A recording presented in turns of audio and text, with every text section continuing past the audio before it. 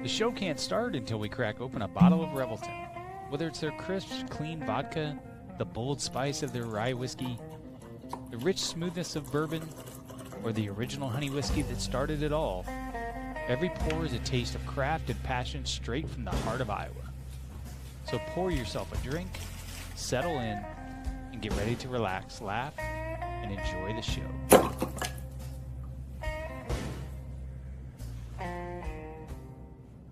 Hey, it's Andrew Downs. I'm proud to support Three Beards Media, and I would love to work with you. If you need merchandise for your company, organization, band, softball team, whatever, I can help. From name brand apparel to promotional items, large orders or small, online stores, and more, I can help your brand stand out. AKC Marketing is local, based in Johnston, and we are an employee-owned business, so our costs are low and our turnaround times are fast. But most importantly, we give you personal service to make sure you get exactly what you're looking for. Email me at andrew@akcmarketing.com or find me on social media, and let's make some cool stuff together. Now sit back and enjoy this Three Beards Media podcast. If you want to know where the storm rolls next, you got to read the clouds over old Midwest. Every yard, every basket, every mat that's worn, you learn to see the future by tracking the storm.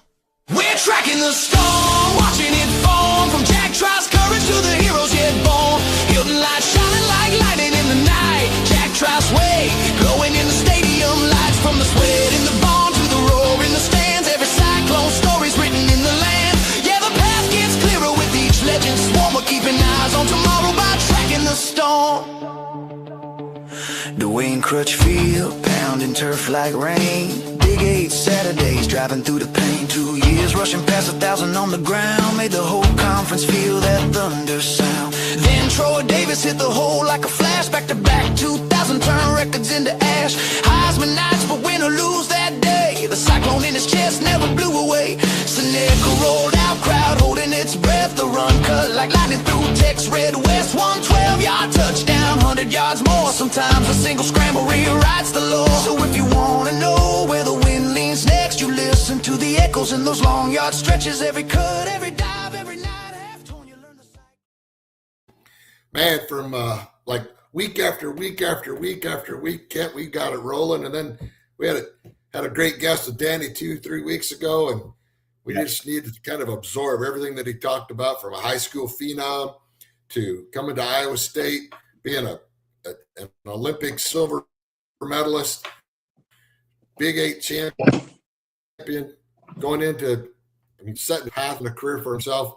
And we just didn't have enough hours to get through the day on all of that, on that stuff. And coming back for part 2. And Danny, I'm so excited for you to be back. So excited to hear about, your whole story and the things that some of us went through with you along the way. Some of the stuff you just had to experience on your own. But thought Kent did a great job of getting this all set up for us. And man, welcome back. Thank you so much for taking your time and joining us here on Tracking the Storm. Thank you, Keith and Ken. I appreciate you guys, and thank you guys for giving all of us Cyclone athletes and fans a platform to be able to express ourselves and once again recertify that Cyclone Nation is real. They're everywhere, and we're growing. Let's get it. Yeah, right, Danny. Hey, Danny, we covered your career last time, a lot of it, and there's so much that we didn't get to cover. And you've obviously had an illustrious career and great stories, but I kind of want to get into the other part of your career. As you went through as a young man at a young age, exposed to a lot of different things, your life took a little bit of a turn. Would you mind kind of introducing us to that just a little bit and getting into that?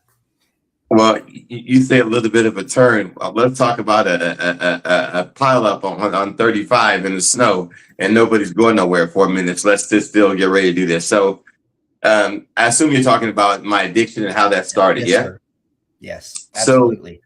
So 1988, didn't make the Olympic team. I tore my hamstring about 6 weeks before the trials.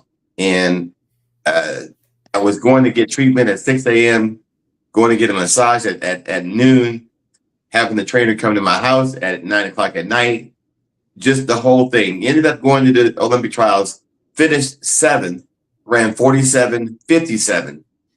Of course, so I was 47.75 and didn't make the team. So I found myself back in Ames, got my dog Killer out of the kennel he was in, and went back home. And I was supposed to be going to Seoul, South Korea. So no one was in town because school was out. So I ended up going to a party of a friend of mine that I knew, and his brother was going to the Marine Corps. And I had snorted cocaine a couple of times. It was okay, but it wasn't something that I had to have. I get to this party. There's probably about 15, 20 people there. I'm the only one there who doesn't know anybody except for the host. So I'm kind of sitting back in the corner, and they're over there at the table doing whatever they're doing. I'm not paying attention to it, not really looking at it. I'm having a beer. And a guy whose name was Jeff, he looks back and says, "Hey, you want one?" And I said, "One what?" He said, "Hit this." And I'm like, I'm thinking it's cocaine. I get over there and they're freebasing cocaine. This is in Ames, Iowa, 1988. And I thought about it for a second. Thought about Eddie Murphy when he said, "Don't do that shit," on his comedy tour. I figured I had some time off, so I figured, if it didn't kill me, then it would be okay. So I did it, and instantly I had that feeling that's almost indescribable, except for to say it was euphoric. Okay.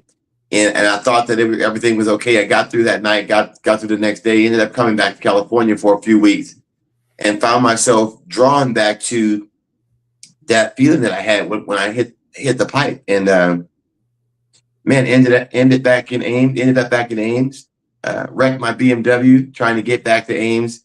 And that was the beginning of my addiction. Ended up having a guy bring me a Priazzo from Pizza Hut. And I'm looking at this guy, and Shruggy, especially, I know that. What's the universal sign when you want to know what's up in the hood? Hey, so you give him one of those. Yeah. So this guy brings in Priazzo. It's dark 30. It's 0 degrees outside. This guy's sweating bullets, right? And I'd seen that before. So I asked him, where's the cocaine at? He said, "I don't know nothing about that." He comes back and knocks on my door a few minutes later, and he says, "What do you need?" I told him what I needed. He brought it. And I spent the next 3 weeks immersing myself in cocaine and really setting this platform or the stage for me to have a 20-year struggle in order to get back to where I am now. Danny, how much did that moment play the fact that you missed qualifying for the Olympic team? When you came back to Ames instead of headed to Seoul, was there something about that as well that it kind of hit a bottom, a low a little bit for you that maybe triggered that? Do you think that played a part in it? Does it go back to a hamstring and things like that? That's what I want to ask you. The hamstring thing is part of athletics, and you go through that. You go through injuries just like a football player would. Was it disappointing? Yes. Was it a financial hit? Absolutely. Did I want to go and compete for a gold medal in Seoul, South Korea? Absolutely. Was I disappointed? Most definitely. Was it so devastating that I had to immerse myself in cocaine and go down that road? No, it wasn't that serious. I had a Nike contract, which was secure. I had, my house. I had everything that I needed. It was a one-time decision that ended up being a 20-year burden, which is food for thought. And for all of you Cyclones and Cyclone fans out there who might have a question about whether it's an issue, right? You need to hear what I just said. It was a quick decision, which cost me 20 years, relationships, both business, personal, interpersonal, and everything in between. It's not worth it. Yeah. Wow. I know there was times where, we would be out and around. I was in Ames at the time when you were there. I think I was coaching then in 1988, and we ran into each other, and it was always a high five. It was always a hug or a whatever, drink a drink, have a shot. Had no idea back then. I mean, we do. I mean, everybody kind of dabbled a little bit of something, but right. We just kind of back then, I was just dabbling, but the thing about it, more to dabble. The thing about addiction is this: it's very easy to get into and very difficult to get out of. And most addicts that I've met and been around do one thing very well. They hide in plain sight. Yeah. Right? So if you didn't know me, or you weren't spending time with me, or you weren't in my very, very small circle of friends that I had, then you wouldn't know, because most of the time I was at home, behind closed doors, doing way too much and going way too far. Yeah, right. Yeah, that's. Hey, Danny. See that with other folks. I mean, I had some situations of my personal life, not with me, but with situations with people that I knew that couldn't just stop. It was right. They just, once they started, it was on, game on. Right. And that's a tough position to be in. I mean, I always felt a different kind of bond with you, Danny, just because, when you came to town, came to Ames, I was your host, KT was your host, Bake was there to help out, and it hurts to hear it, because, inside of myself, I'm like, I should have been able to help him, but I didn't know, I didn't know. Danny, let me ask you this. It's kind of an obvious question, because, you could be a guy performing at an extremely high international Olympic level and nobody would know. And that's why I asked you, coming off that Olympic trial, the big question is why? Well, as you look back, why do you think that happened? Why do you think you made that choice? Well, when you grow up like I did, and you've made every decision in your life since you were 13 and a half, 14 years old, you kind of get the feeling that I'm not omnipotent, but I'm in charge of myself, and I'm in charge of every decision I've ever made in my life, good, bad, or ugly. So I was a bit of an agnostic at that time, didn't know really where I stood, with God and with him in my life, and how that all played out. And I think that lack of faith and fear, was a part of it. 88, I call that the steroid year. There were a couple guys in my race whose names shall remain unsaid, who'd never beat me. They beat me one time in 13 years, right? And that was at that Olympic trials, and whose PRs were in the 49s, and I ran 47. They ran 47, 56 or 57, right? And beat me. So I had some questions there. But to answer your question, I guess it would boil down to lack of faith and probably a little bit of low self-esteem in there as well. Yeah, Keith. I don't mean to laugh, but if there's any person in my life, what the fuck, guys? You guys are laughing at, right? No, I mean, Danny, if there's anybody in my life that I've ever met that I never thought I'd ever hear say self-esteem, and not in a braggadocious way, but in the fact that when you walked into the place, there was no mistake. Danny Harris was in the room. Now you weren't loud and over vociferous or anything else, but there was no question that the level of confidence when you walked into that room, when you sit in this studio right here today, there is no doubt with the level of confidence that Danny Harris is in control of the situation. Well, I would attribute that to being in front of a camera, since I was 15 years old. So right. that confidence comes in this area because it's been hard fought, and not easily won. So I can communicate very well. What you do as an athlete and what you do as a person are two very different things. If I was as comfortable in the classroom as I was on the track, I'd be a Rhodes Scholar. Right? In some respects you are. You're just in a different level of life, I mean, that's really. Right. I certainly got a PhD in the School of Hard Knocks. I got that covered. Right. I mean, we talked a little bit about that growing up in Compton and moving out to Paris. I mean, I lost both your parents. I mean, holy cow. I mean, and then coming to Iowa State and then going into the Olympics and coming off of with the disappointment and then finding this out and knowing that you're into something that's maybe a little stronger than what you could say no to. Where to take you? Well, I have to tell you, Sharky, it took me to some places that I never thought that I'd be. It took me around some people that I never wouldn't normally associate with. Took me down some roads and some alleys and some back streets that I wouldn't recommend for anyone to have to travel. So was it hard? Yes. Was it difficult and shameful to lose everything?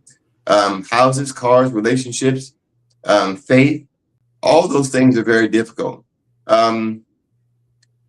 You know, there is no easy way to put it. You know, if you're an addict, you're going to do some things you wouldn't normally do. You're going to associate with some people you wouldn't normally associate with. And you're going to have a level of shame that only lasts until the next hit or fix that you can get.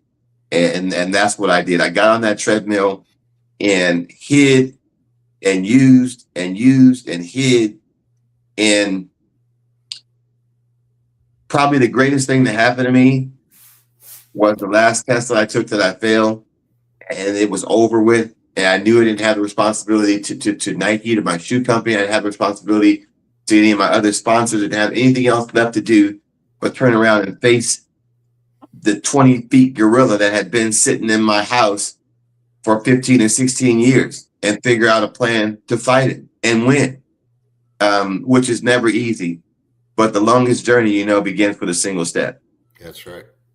That's right. That's right. Danny, when did you, along that path, you said you started 80, I think right after the Olympic trials. Right. When did you notice it was a problem?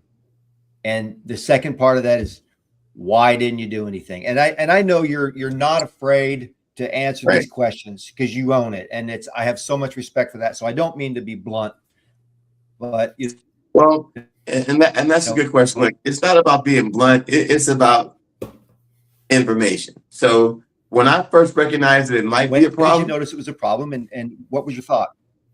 Well, when I came home after going to that party, after not making the team, it was wintertime. I found myself with 3 weeks of vacation in California, it's snowing in Iowa. I left my car when I left Des Moines. I left my car in short-term parking, right, which was right across the street, right? You don't usually do that if you're going to be gone 3 weeks, even though I had the means to take care of it. I had a reservation in my mind, a lurking notion that I was going to come back to experience that same thing I experienced at Jeff's house. That was my first thought.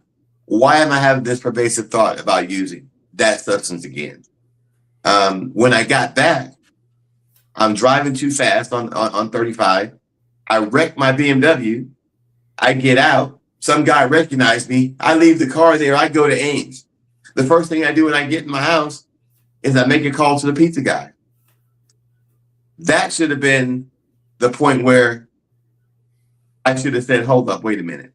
I need to talk to someone, or I need to let someone know, because this is not normal for me to be that distracted.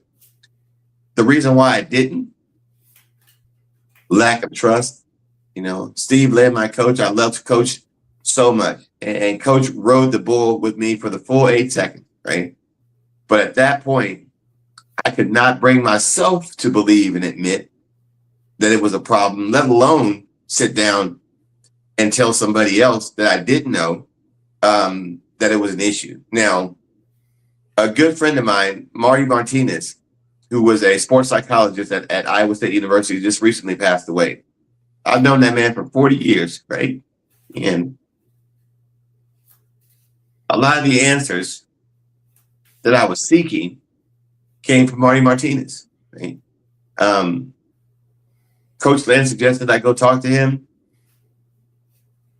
His information and his expertise proved so beneficial that there were times in the summertime where I would go in his office and I would just lay on the couch in his office and he would do his work and we wouldn't talk. And then I would wake up and we would talk for 10 or 15 minutes. He would give me some information that I was looking for, and I would go forward. When I failed my test, he was there. When I had to go and do the news conference that I had failed the test and was in fact suspended, Tom Crochelle, Marty Martinez, and Steve Lynn and I all got together and formulated a playbook or a plan, and I followed that plan. When I came back to Iowa State to finish my degree, the first person I saw besides Dr. Thomas Hill was Marty Martinez. When I graduated, one of the 15 people that were invited to my graduation party from Iowa State was Marty Martinez. So I didn't tell anybody because I wasn't capable of doing it. I didn't have the answers to my issues and my problems as I do today. I didn't have the information. I didn't have the willingness. I didn't want to. Okay? Not to mention that I was making a very good salary from Nike, and that, there was nothing for me to do but sit back and spend the rest of my gold. And I figured I'd figure it out once all the gold was gone. Right. Now this was 88, 89. Did you get back into training then to go for the 92 Olympics or to compete again? I can't remember that right now. 1990, I was ranked number 1 in the world. Right. And I came back. I was able to take some time out. I came back. I had gone to Charter Hospital in Mission Viejo. I spent 30 days there. I got exposed to the program of Alcoholics Anonymous. I hadn't got a sponsor yet, but I was looking at the book and I was looking at the parts of the book that I have to say for 2 guys to write a book in 1936, right? That is as pertinent today with regard to alcoholism and addiction as it was when they penned it in 1936. It's an incredible body of work, right? And as I continue to go to meetings and get a sponsor, it became clear to me that I am in fact an addict, right? And information is always the most important thing you can have going into any situation, right? And my opponent was cunning and baffling and powerful. And I had to come up with an equally cunning, baffling, and powerful solution to a problem for which I had no solution for. That was profound, wasn't it? Yeah, pretty good, Danny. That was awesome. I mean, I don't even really know where to go with this other than, so you're training, you were using, you were training, you were using, you were prepping, you're number 1 ranked in the world. Let me be clear. The term using, was not an everyday thing. Yeah, right. There were times when I thought I had control. So I could go, if I had some important meeting or something coming up, or some important meet or some important business meeting, I could go 60, 90 days without indulging. But there was always that little itch, that little scratch there that I couldn't wait to get back, to do it again. And once that task was over and I had done what I did, win, lose, or fail, I could go back to my cave and I could do what I wanted to do, because I had the means to do it. I had the time to do it. I had the resources to do it. And I had the want to do it, to indulge. So that's the dangerous part, really, for me, of addiction, is that if you don't know that someone's in danger, in mortal danger, in my case, that you can miss it. You can absolutely miss it. Wow. Danny, just on the terms of your athletic career at that time, and I want to stay with this, but I have to ask you, how much of an impact, you're number 1 in the world, how much of an impact did that have in your peak performance? Could you have been, even better in your mind without that? It's an obvious question, but I want to hear your take on it. Well, if I've learned nothing else over the past 25, 30 years, is that what I did was enough. Right? What I did was enough, and I'm okay with where I am in history. Even with the drug stuff in there, I'm okay with where I am. And to be honest with you, once I ended Edwin Moses' 9-year, 9-month, 9-day, 122 race streak, that was my gold medal. I trained for that for a solid 3 years, right? With one goal in mind. To get a phone call. Talk about addiction. Yeah. Yeah. A little bit obsessive, right? Yeah, so, right. Absolutely. Yeah. For me, that was, I had climbed the mountaintop, and a gold medal for me, I mean, it carried some weight, but to me, Edwin Moses was the beginning and the end of 400-meter hurdles. Even though it's in a different stratosphere now with regard to time, I never saw him come to a race that he wasn't prepared for. And he brought my level of awareness, intensity, workouts. He brought it all to another level. And as much as he didn't want to give it away, was equally as much as I wanted it. Sure. And that was a situation that was, I guess it was destined to happen, but he didn't give me anything. I took that from him. Yeah. And to take something from someone with a resume like that, for me, that was my gold medal. Now, not making it back to the Olympics, I'm okay with that. With my silver medal as an 18-year-old, a year out of high school, I'm okay with that. Having reached the peak of my career and being ranked #1 in the world, I'm okay with that. The race for the world championship in 1987 in Rome, where we had a photo finish the finish line, Harold Schmidt, Evan Moses, and myself, with the same finish that we had at the 84 Olympic Games in Los Angeles. That was a fun race. The respect that I have from my peers. I don't think I have a losing record to any one individual except for Edwin Moses, I think the record is 4-1. That's the only athlete that I ever encountered that I didn't get the best of if we had multiple races. So I'm okay with my place in history. I'm okay with what's unfolded with regard to my life. I feel comfortable with where I am today. I think it's important that we share my experience today on this platform, and I'm happy to do it. And I go back to what Marty Martinez told me. Hey, it's okay, right? You're okay. Right? It's enough. Yeah. It's enough. And that keeps me from swinging a lot of high fastballs. Sure. So in 92, isn't that you got suspended again in 92? Was that correct?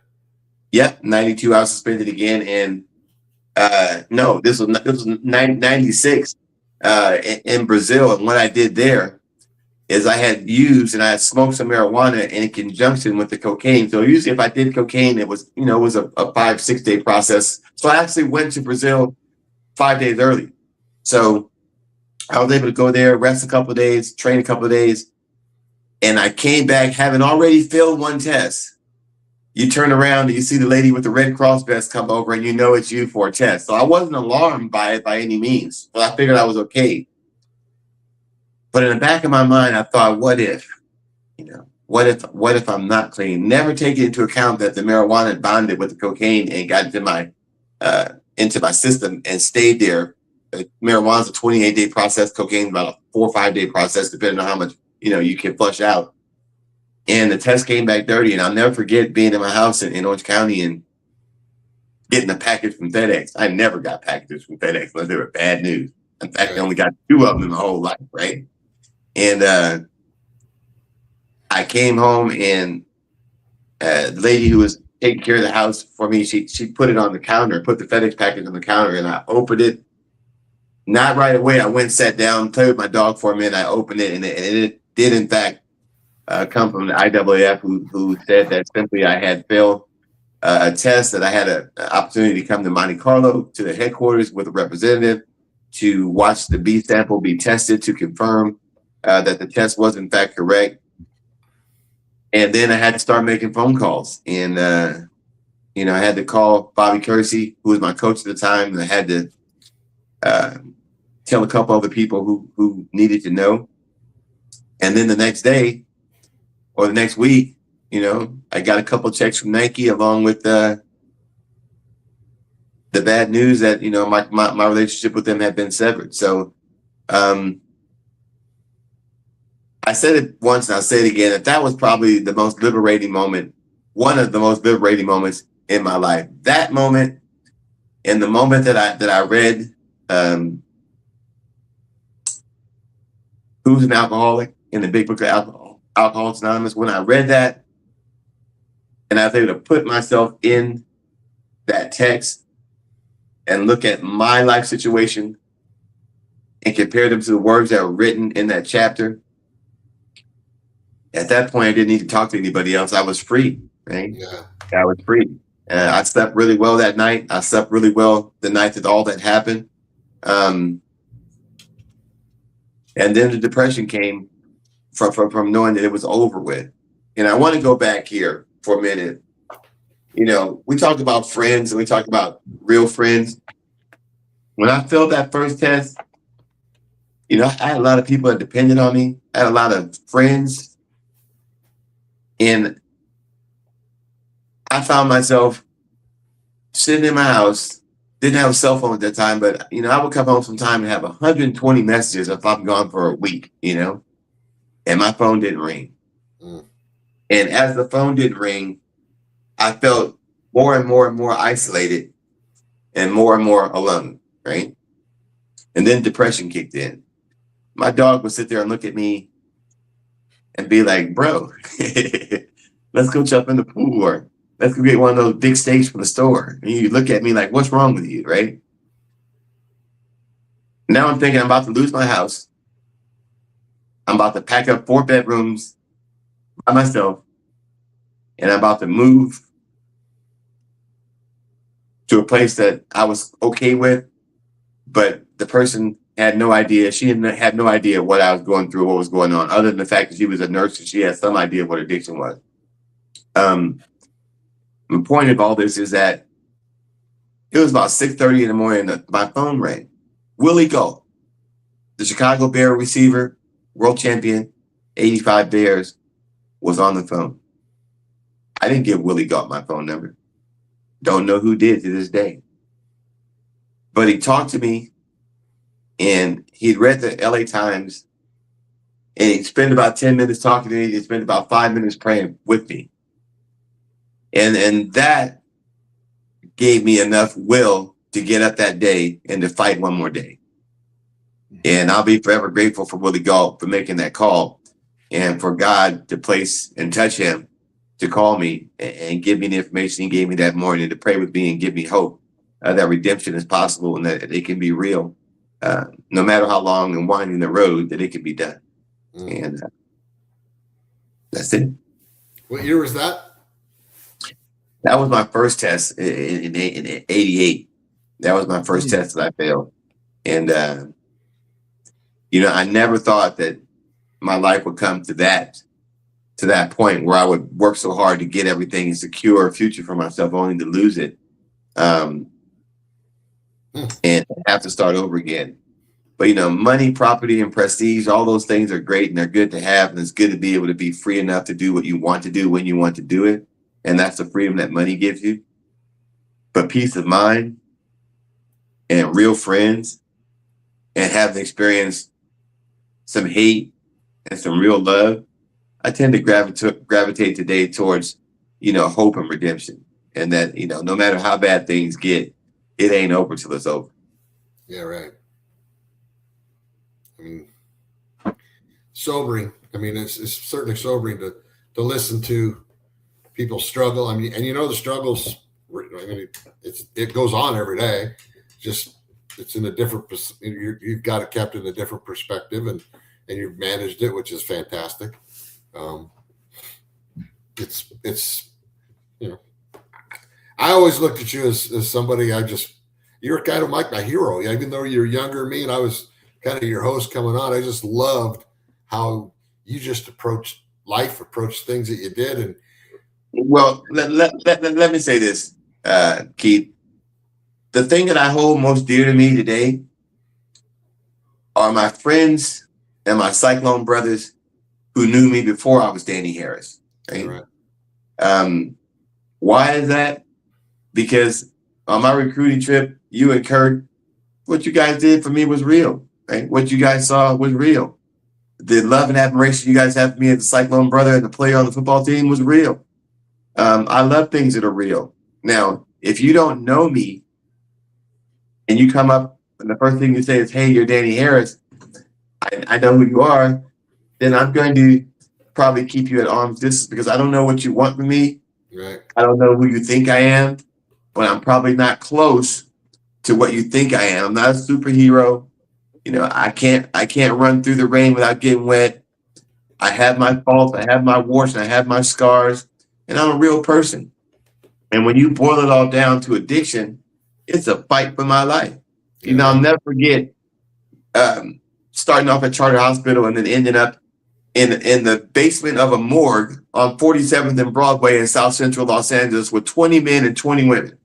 And I come into that situation as recovery, and I'm not allowed to talk. It's a year. I signed up for a year program, which spoke to my desperation, which meant I could leave if I wanted to, but I signed up for a year. To graduate that program was a year. Not being able to talk for 30 days at all. And then on the 31st day, they put you in a chair and all your peers and the staff are around you. And everybody gets to go around one at a time and tell you how they see you and how, and who they think they see in front of them. And it was brutal. Okay? It was brutal. I came in there with some Valentino jeans on, a Valentino shirt, and some crocodile boots. And all of a sudden, I got some crackhead over here telling me that I'm not no track star. I'm a crack star, that I ain't shit, and I ain't gonna be shit, and I ain't gonna never do it, and how stupid I am for messing it all up. And it's like, oh my God, right? And I went back into my room after I cursed the girl out because she was tearing me a new one. After I cursed her out and I wasn't allowed to talk, one of the advocates told me I wasn't allowed to talk, and I told her to shut up. And she said, "You think you're smart, don't you?" And my retort to her was, "I'm at least as smart as you are," right? And that got me another 30 days in room detention. So I couldn't go out of the room for 30 days except for going to meetings in the evening time and group in the daytime. Other than that, I was confined to my room without a TV and just my big book to read.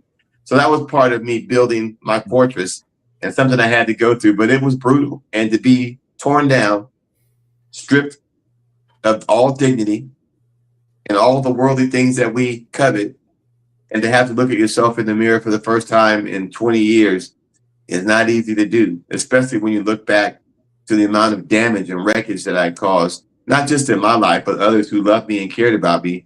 It was a tough thing to swallow. I know you let yourself down. I know I know you well enough in that regard that your goals, you're chasing Edwin Moses and you caught the son of a bitch. I know you had goals and other things that were in front of you, and I know you let yourself down on some of those things, but who are some of the other folks that you really impacted that had to hurt as bad as anything? Anybody who ever showed me genuine care or concern, that hurt. Yeah. Obviously, Steve Lynn was the closest person to me. May he rest in peace. Man, the day I had to tell him that I failed the first test, I had to drive from Lincoln Way out in West Ames to the track facility. And that was the longest drive I ever had to take. And I get out there, Kevin Burke is there, Steve Lynn is there, and Coach Lynn is doing what he usually did. He's setting up hurdles, and it's 90 degrees and 90% humidity, and he's out there with his bow legs and his sunscreen all over his face, and he's out there setting up hurdles. And I had to tell him what I had to tell him, and that was the toughest thing that I ever had to do. And that hurt me the most because I knew it hurt him.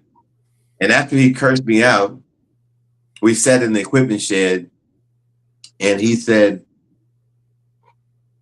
"Well, now we got to figure out what you're going to do." And he brought the same level of care and concern, and he coached me to my first program, which was to go in and get some treatment. And he actually took me there and took me to Des Moines, and he left me there. But, I knew he loved me. I knew he cared about me. And he cared about me enough to tell me the truth.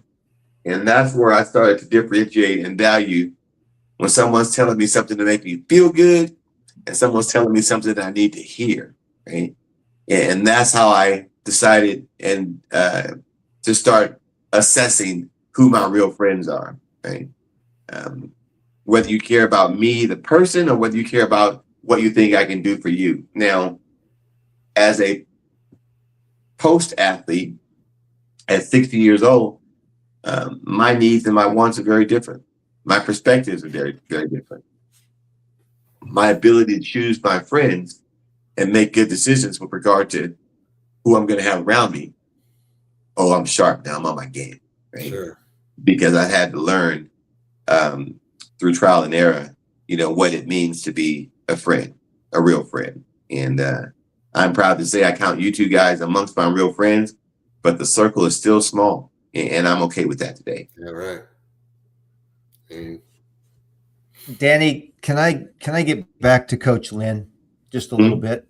Yep. I know you had a special relationship, and I know you went through that time with him. Can you kind of cover just a little bit of that relationship? Because I know this is important to you, because I know his relationship with you, but he got you to your first rehab. There was a tight relationship there before. Mm-hmm. What about after that? Is there anything you want to paint in that before and after? Because we know about the middle. He was a great mentor. He cared about you. Mm-hmm. After all that? After all that, Coach was still Coach, right? He looked at me with a little bit more of a critical eye. He would ask me directly, am I okay? But our relationship didn't change, He's the same guy who met an 18-year-old kid, coached him to a Big 8 indoor championship in the 400, a Big 8 outdoor championship and team championship in the 400 hurdles, 4x4 relay, 400 meters, and the same guy who coached me over a 3-year period to defeat, in my mind, the greatest 400-meter hurdler ever, which is Dr. Edwin Moses. That was Coach Lynn, right? But our relationship went far beyond track, right? We spent so much time together. For a while, it was just he and I. And I cannot tell you how many days that we spent together training, in the morning, in the evening time, in conjunction with whatever else he was doing that had going on with the team or what he was doing business-wise. He always made time for me. And I'll forever love him for that. And his loss was really hard to take. But what I took with me from all that were the lessons that I learned from him, the true meaning of love and friendship that I took from him. And the last year that I ran, I had a chance to take him to Europe with me. And we went to London, we went to Spain, and we went to Belgium. And we ended up in Monte Carlo in Monaco. And we were staying right next to the big casino that you always see on James Bond. And I'm in the lobby and I'm giving a radio interview, and I got my back turned to the lobby, and it's a long straightaway down to the door. And I smelled this SPF 30, right? Sunscreen. And Coach Lynn was a fair-skinned guy, and he had the walrus mustache. And I smelled the SPF 30 go by, and I kind of giggled, and I looked over to my left out of my peripheral vision, and there's Coach Lynn, with his socks that are too big around his ankles, with his New Balance on, with his regular little Iowa shirt, slathered with SPF 30 on his face, and he's going to go walk down the French Riviera. How cool is that? And that's the one thing I'm really happy I had a chance to experience with him and do with him, was to go to Europe. And we had, it was the end of my career, we had a chance to kind of reminisce and have a lot of dinners together, a few beers together. And it was just like a really good thing. So his loss affected me greatly. Still thinking about him today. And when you see me train someone and I use the word big guy, that's Steve Lynn. Yeah. Right? I appropriated that phrase from him. And go ahead. I was a PE major at Iowa State. Mm-hmm. And Coach Lynn was a great golfer. Yeah. And he coached Golf 1 and Golf 2. Yeah. I took them both twice. I didn't even get credit for it the second time around.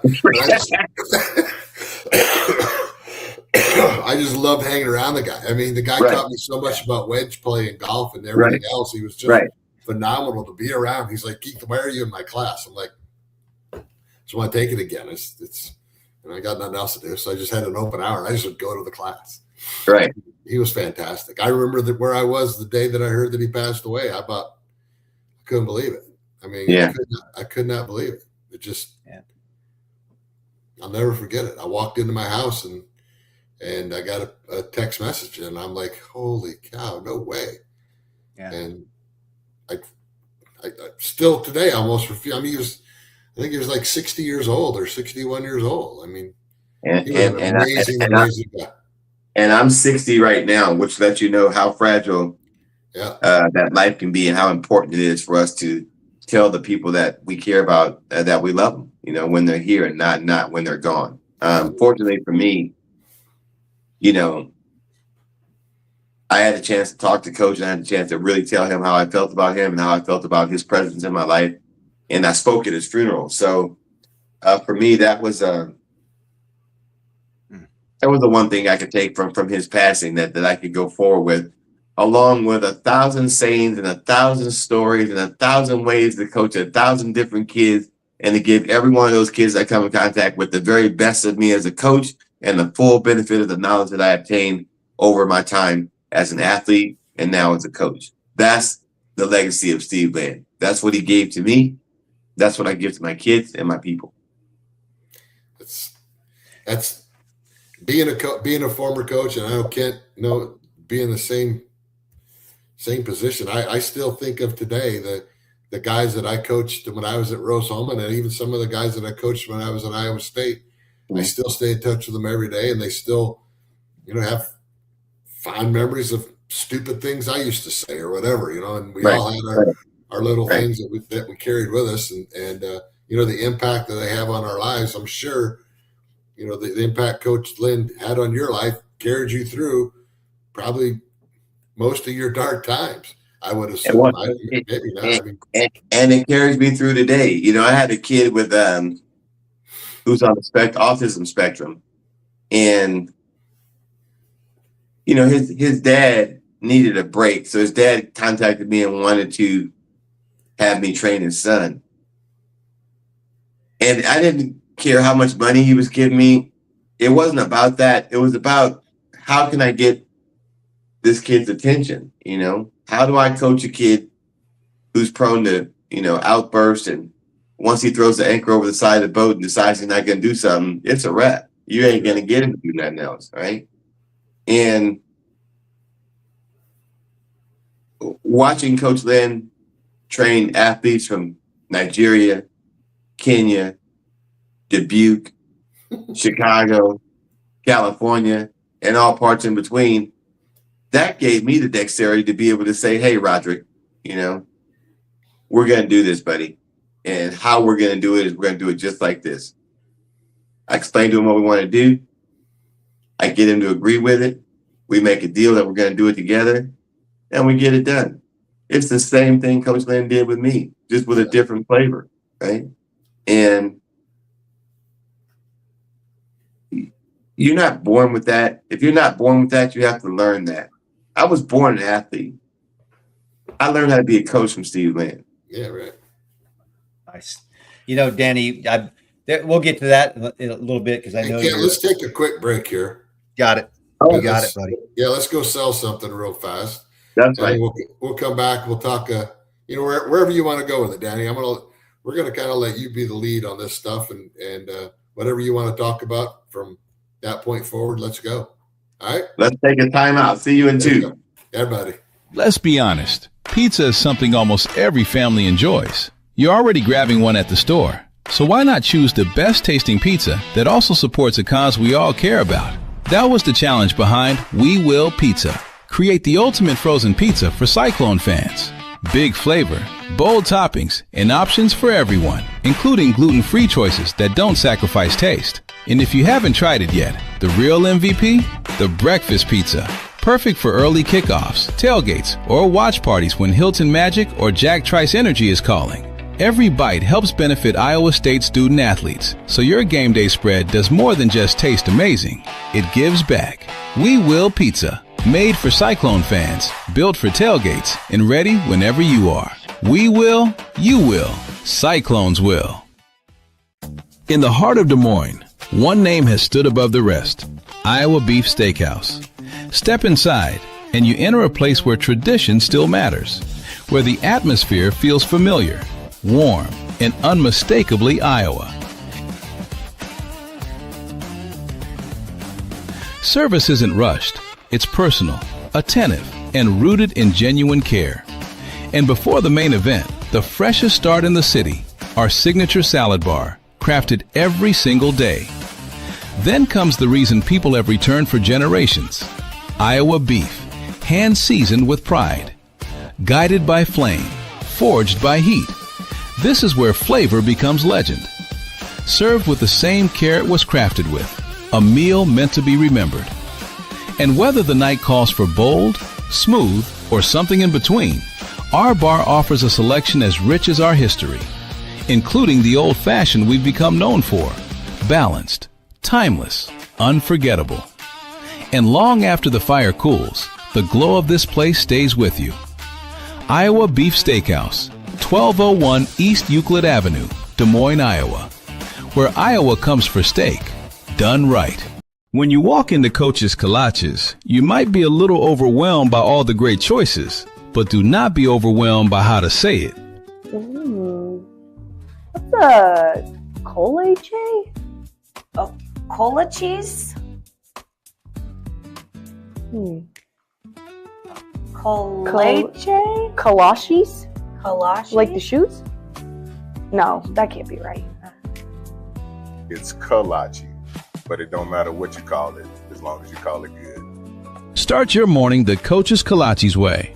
Every single batch is made fresh at sunrise by Coach himself. You can taste the care in every bite. Craving something savory? Go with that branded Texas flavor. Warm, hearty, and packed with down-home goodness. Or maybe you're craving the sweeter life. Then you've got to try the fruit-filled kolaches or those soft, fresh cinnamon rolls that practically melt in your mouth. Got that game day fever? We got just what you need at that tailgate. How's it going, man? Good. Tailgating this weekend. Yeah, what can I get Big you? one.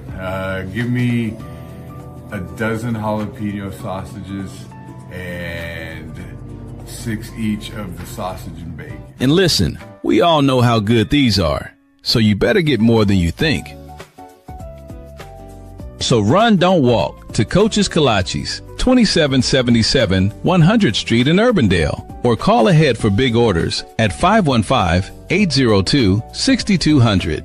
Buying or selling a home is one of the biggest decisions you'll ever make. That's why choosing the right real estate team matters. The Jenny Farrell team with RE/MAX Concepts has been helping families across the Des Moines Metro find the right home since 1998.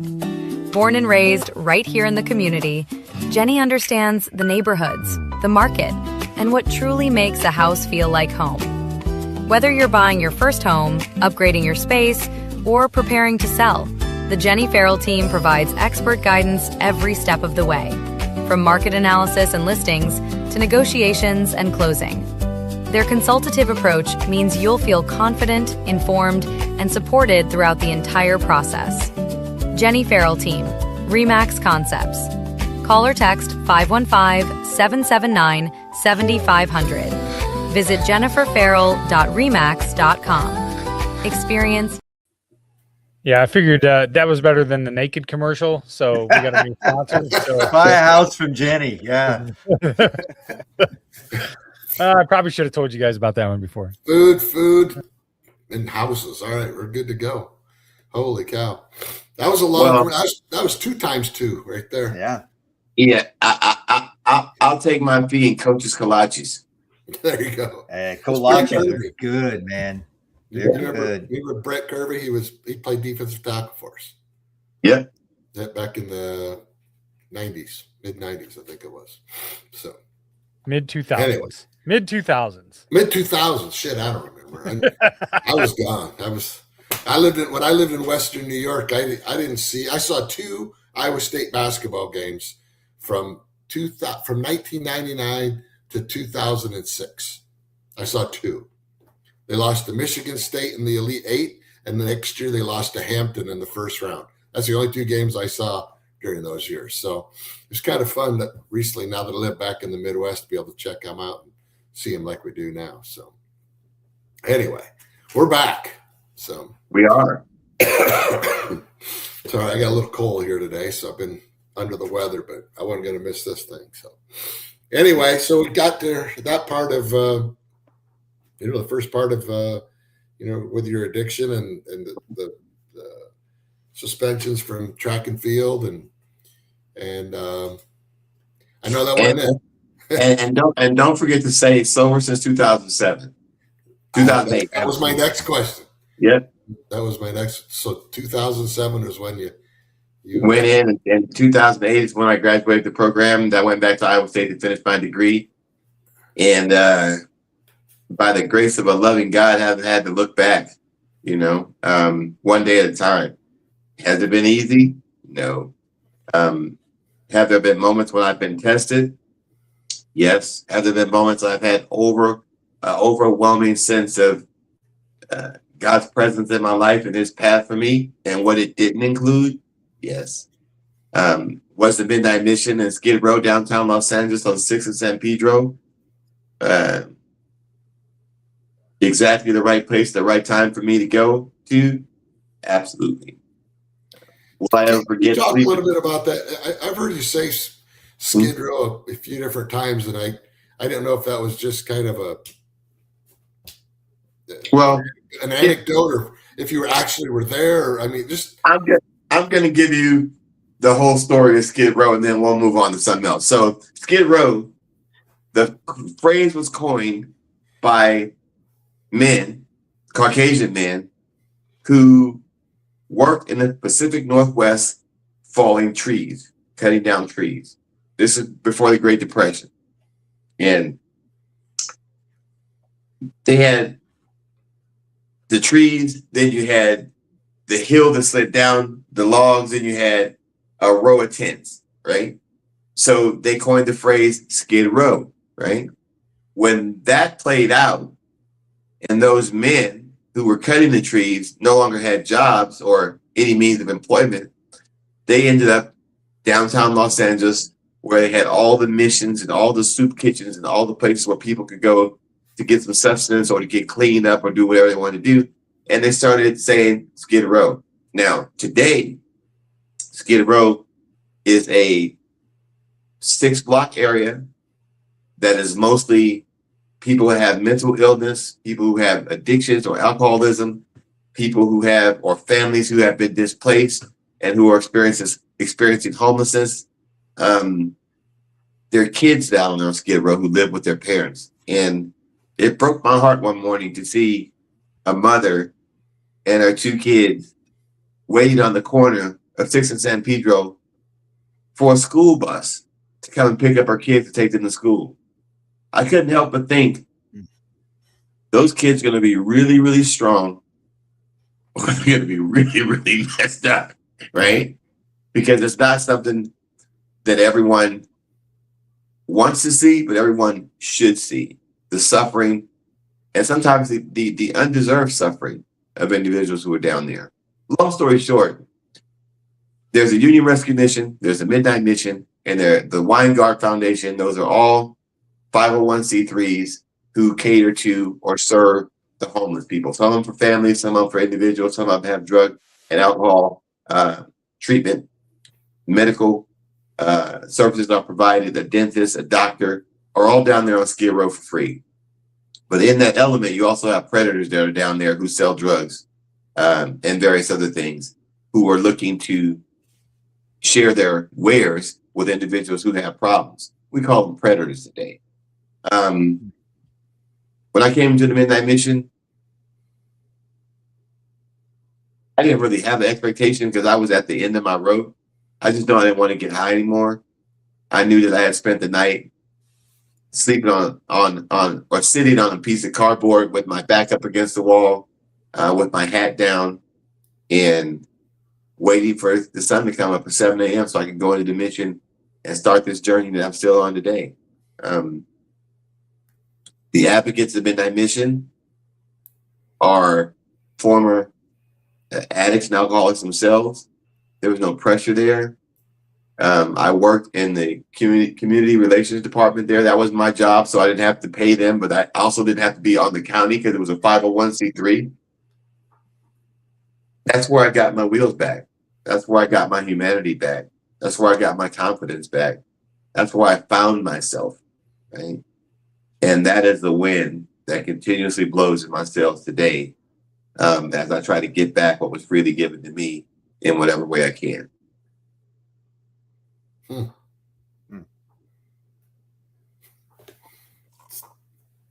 Danny, I'm gonna go ahead. I'm gonna back you up because I know we're getting to your story, and obviously you since 2007 you've been clean.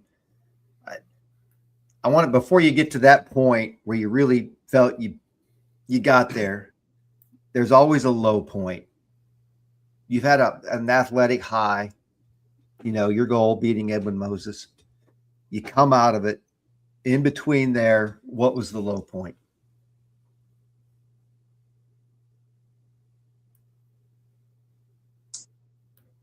I used to think it was because I didn't get everything I wanted to accomplish as an athlete. The low point was sitting on a curve in Long Beach, California, on a place called Gilligan's Island, where all the smokers went, and I'm literally sleeping on the steps of a county building, along with this guy and his wife, and we just had one rule that we didn't get high on that particular porch because we didn't want the cops to come and make us move because there were other places that weren't as desirable to sleep. The low point was, giving plasma, right? And getting like $27 just so I could get high with $20 of it and get a bag of chips. That was the low point, and the final motivation was, I'm sitting on the curb. It's hot. It's summertime. I see this brother drive up. He's got a Cadillac Coupe de Ville. It's doo-doo brown with a vanilla interior. And he hangs his arm out the window. And he's got the monogram cufflinks and all this stuff. And I'm thinking, he's got some money. So I go over there and say, hey, brother, I want to go get sober. Can you help me out with a few dollars? My intention wasn't to go get sober. My intention was to use the money to get high. He looked me in the eye. He said, all I got is a 50. If I give you this 50, you going to use? I said, oh, yeah, if you give me the $50, I'm definitely going to get high. Right? So he gives me the $50. I get a strawberry crush and a bag of Cheetos, and I use the rest of the money to get high. But I'd also told him that I would use some of the money for the train to get back to Los Angeles from Long Beach, which is about 40 miles. And when I get downtown, there are enough agencies down there that I can choose where I want to go, to get sober. The next morning, I get up at 7 a.m. I get on the Blue Line, which is a train. I ride from Long Beach through Compton. I get to Compton and I see the courthouse in Compton. Now, I got the ticket in Compton many years before that was now a warrant. I get off the train. I go into the court. I put myself on the docket. I tell the judge I'm trying to go downtown to get sober, but they won't accept me when they run my name if I have a warrant because whatever it's for, whether it's traffic or whether it's criminal, that you can't go in there because if they come and get you, then it's bad on the program. So I go in there. I ask the judge, to put me on the docket. They do it. I had a speeding ticket. I told the judge I was going to go to rehab. He dismissed the case in the interest of justice. I got back on the train and went downtown Los Angeles. I get off at Union Station. I walk around, check out a couple of the missions, end up at the midnight mission. They tell me that you can get in if you come back at 7 in the morning. That was the last night I spent on the street. That was the pivotal moment. The low point, I guess, was the day before having given plasma for $27. And I thought that's all I'm worth is my plasma and $27. I'm not speaking to any of my friends. I'm not speaking to my family.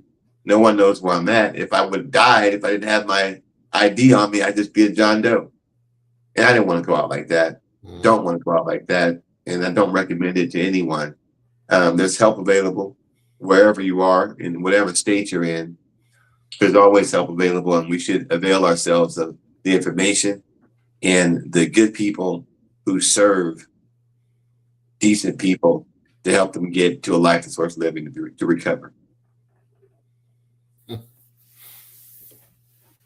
Danny, man,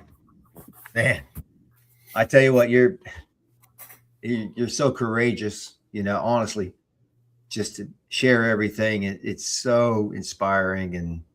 And I you had that low point as we just talk about making it, talk about 2007.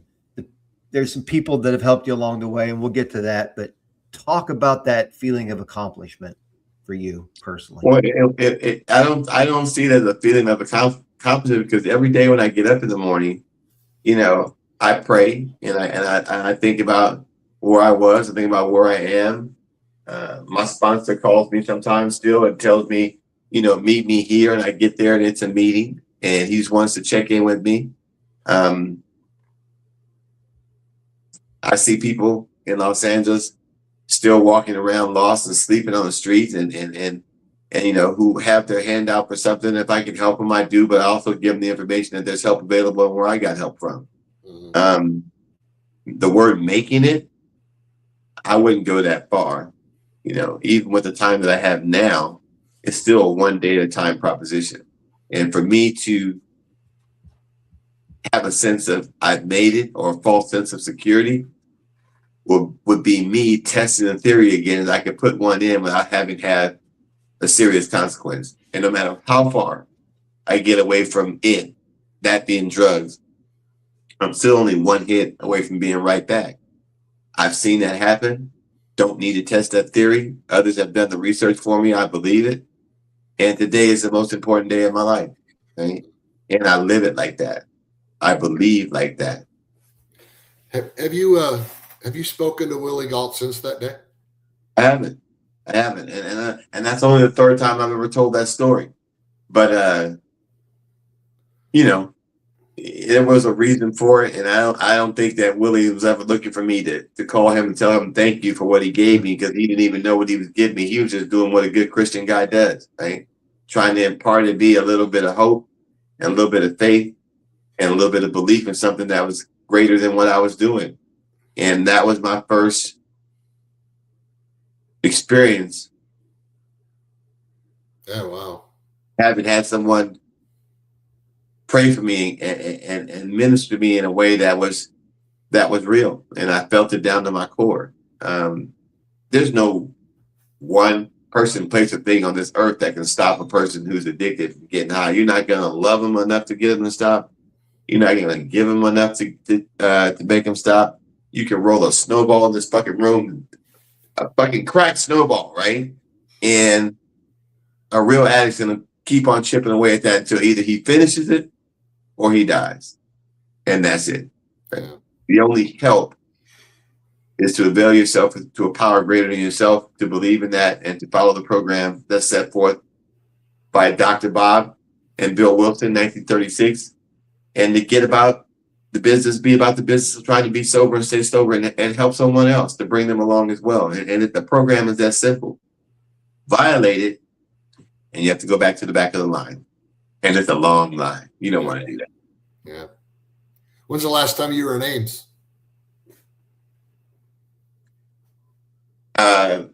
Bill Bergen, my other coach at Iowa State, he passed away a couple of years ago. And the last time I was in Ames, my birthday, I went there for my birthday to see him, and I stayed with he and his wife Karen. That was the last time I saw Coach Bergen. And the last time I was in Ames was right when they finished the new locker room, and I was able to go back there to visit him, and then for his funeral.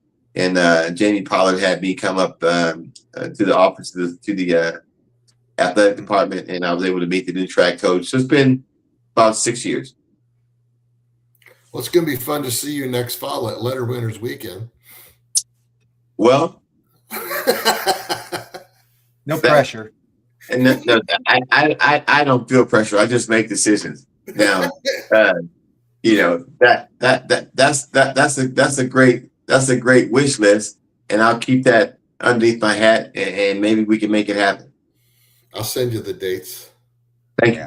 There'll be a lot of guys. I'll put it to you this way: there's a lot of guys that need to see you. Yeah. Well, yeah.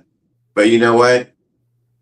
There's a lot of guys I'd like to see too. And it's true that college is like the best time of our life because you form friendships that will last a lifetime.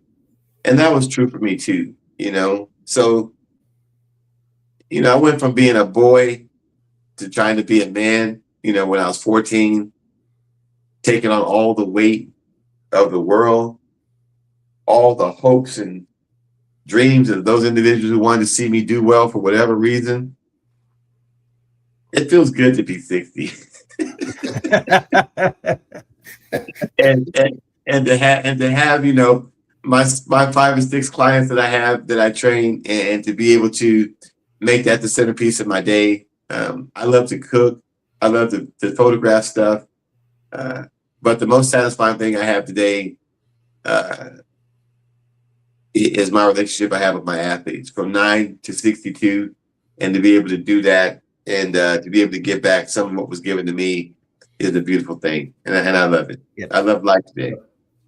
So, Danny, can you talk about what you're doing right now? Because I have watched your training reels, and I have heard you say "big guy." Now I know the story, but can you tell people what you're doing now and how you're giving back? Because it's wonderful. Well, right now I have 6 or 7 clients right now, and they range from age 9 to 62 years old. That's what I do now. I worked at the Midnight Mission. After I finished, I'll come back to the training. So after I finished my degree, I thought I was going to work at Iowa State. Ended up at the University of Northern Iowa for a year. My wife was not happy in Waterloo, wherever we were. She wasn't happy. So, and as much as I love to be at University of Northern Iowa, I knew that wasn't the end of my journey. I thought I was going to coach at Iowa State. I really wanted to be an assistant coach at Iowa State, hopefully someday run the program, but that wasn't in the cards. So I get a call from Larry Adamson, who was the CEO of the Midnight Mission. And he said, "What are you doing?" And as the CEO of the Midnight Mission, he saw something in me that I didn't see it myself, when I came in, like however I looked when I came in. When I got cleaned up, he asked me to shadow our director of community relations, which is Orlando Ward. And that exposed me to some of our city leaders, our mayor, our police chief, our fire chief, who would go around Skid Row once every month and look. They called the Safer Cities Initiative, trying to figure out ways we could mitigate and help families and individuals who were experiencing homelessness. Long story short, he called me and said, "I'm going on vacation for 2 weeks. When I come back, we need to talk." I had already left the University of Northern Iowa. We were just living there because I still had a couple months on our lease in Waterloo. He called me and he asked me, he said that a little birdie told him he was supposed to hire me.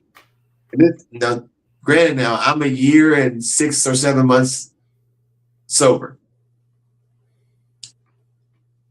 He says, "I want you to come back and work for me." And I said, "In what capacity?" He said, "I want you to be the assistant to the president." I asked him, "Well, what does that mean?" He said, "It means you do whatever I ask you to do." And I said, "Well, when do you need me?" He said, "Well, when can you be here?" It was July the 27th. I said, "Well, my lease is up August 1st. I said, "Well, I'll see you August the 3rd. I came back and I was the group manager of administrative services for the Midnight Mission in downtown Los Angeles for the same organization, 501c3, that got me back on my feet. Now I'm the assistant to the president, and I'm a junior executive all of a sudden, right? And I worked the Midnight Mission, whose 100th birthday was in 2014. I served 1 million meals for the first time in the organization's history in 2011 and 2012. And that was special. Special because I got to figure out and see what the Midnight Mission was all about from the other side, not the client side, but the administrative side. I got to see and learn about the relationship between organizations that serve individuals and the city's role in that, and the resources that are available and what's not available. But even more than that, I got to pick up my sick bed. I got to walk again amongst individuals who helped me get on my feet. That's why I take nothing for granted today. That's why I put my heart into what I do, into my relationships, into my business endeavors, with my clients.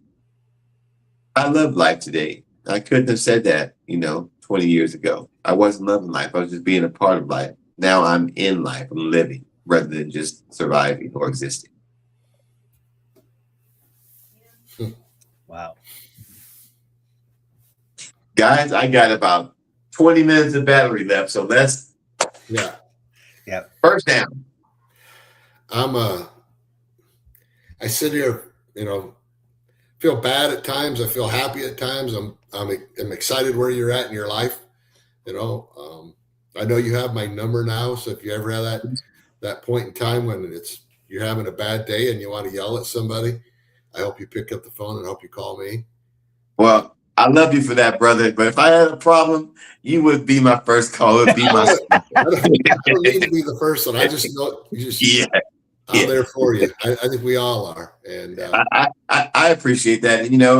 And for some reason, Kent has always kind of gravitated towards me, and I couldn't understand what the fuck is wrong with this Iowa guy. He's always looking at me like I'm fucking levitating or something. It's like, he saw in me my potential, and he saw in me what I had done, and I think he appreciated the athleticism, but I think he also appreciated the humility. And I've always been a pretty humble guy, and part of that is because when your self-esteem is low, you don't want to draw too much attention to yourself. But on the track is where I felt most comfortable. Now in my skin is where I feel most comfortable. That's beautiful. That's beautiful, Danny. I'm so impressed. You sometimes asking you tough questions is hard, but I just your courage and your, for lack of a better word, vulnerability, but mostly your honesty about what you've done, where you've been, where you're going, and where you are.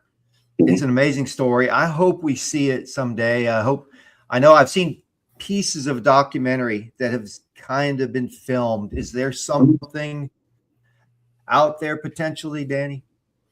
Well, I would take it down. The movie poster board is up over on the wall over here. It's called Crossing the Line. It was done by Pitch Films International out of London, England. Cost about $450,000 to make, or $480,000 to make. It took us about 1.5 years to shoot it, and about another year to edit, and then to do the musical score, which is original score. They're shopping it, but that's out of my hands now. So hopefully, Crossing the Line, if you guys could go on YouTube and just look up Danny Harris Crossing the Line, you can see the trailer. And I've already gotten paid for it.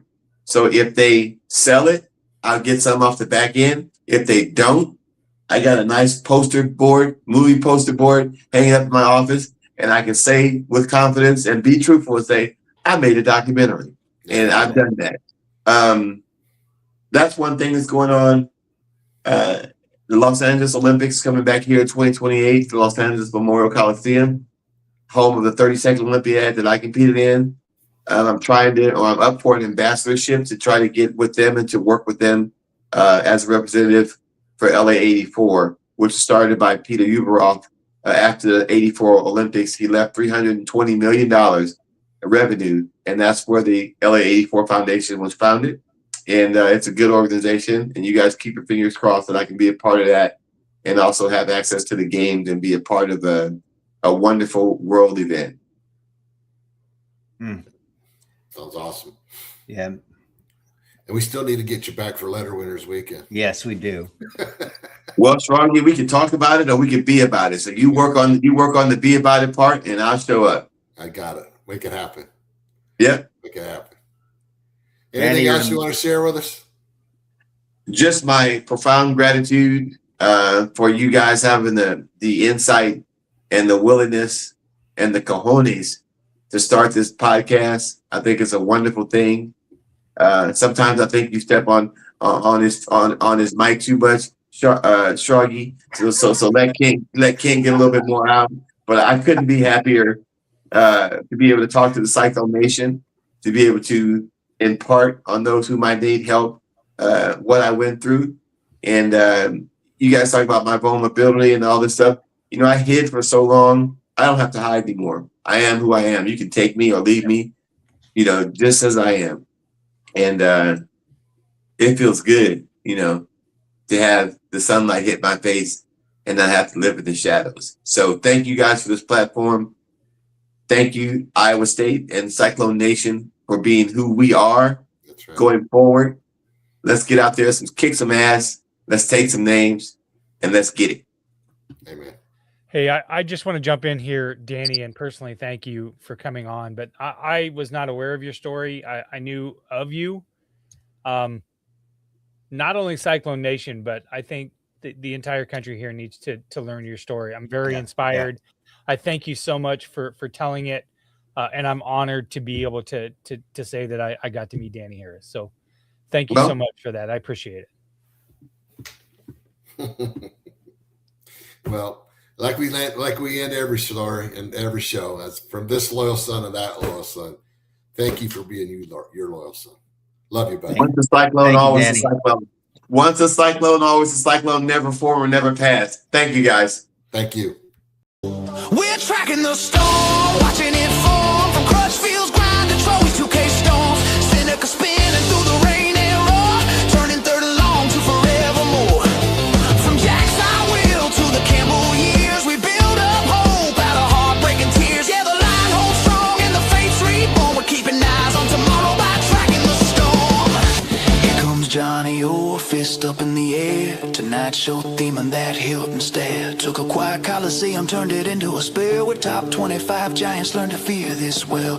Hilton magic swirling like a cyclone wind. We're nine on the pivot, made the rafters spin. Step back jumper.